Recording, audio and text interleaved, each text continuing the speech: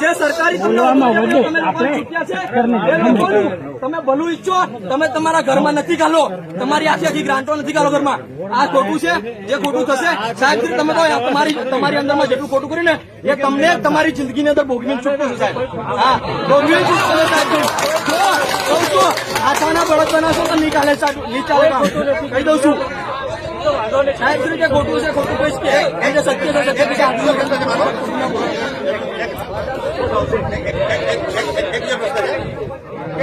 મારો પ્રશ્ન એવો છે કે પંચાયતની અંદર કેટલા રૂપિયા સુધી તમે સરપંચ વાપરી શકો, કેટલા રૂપિયાની ગ્રાન્ટ, બરાબર, અને કેટલા રૂપિયાથી વધારે હોય તો તમે સંસ્થાને આપો અને કોઈ પણ એજન્સીને આપો છો.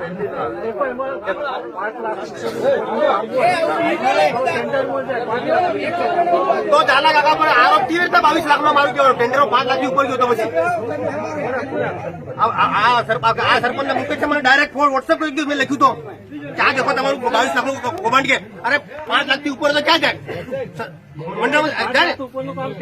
આ તો પછી કેવી રીતે તમે એને કહો છો કે એને ઉપાડે પૈસા? 7 કે 6 વખત 5-5 લાખની નીચે રાખે બિલો બોલે છે. મારી જોડે છે, એનું પ્રૂફ છે. અને મારા ભાઈ મોટા ભાઈ બાપ સમાનને આપેલું છે મેં કે દાદા આ માટે પ્રોસેસ કરો ચલો. પણ મને એમ કીધું કે રસ્તાની નવી માંગણી કરીએ છીએ. તમારી નીચે તમે ખુરશી માટલું ગરમ કરવા માટે પૈસો શું કરો છો સાહેબ શ્રી? શું કરો છો તમે? શું સર્વે કરો છો? કયો રસ્તો નથી? 2017 ની વાત છે.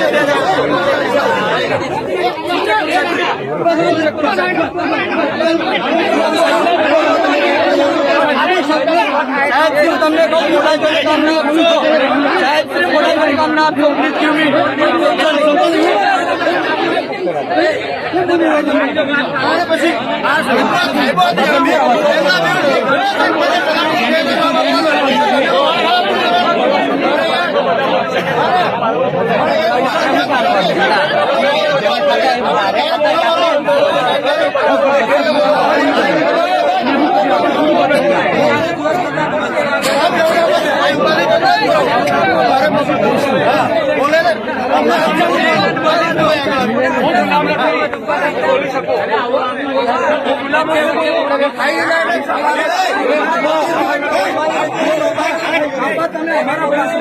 તમે સાયલેન્ટ રહો પ્લીઝ. તમે અમારા ભવિષ્ય માનતા તો સાયલેન્ટ પ્લીઝ. તમે સાયલેન્ટ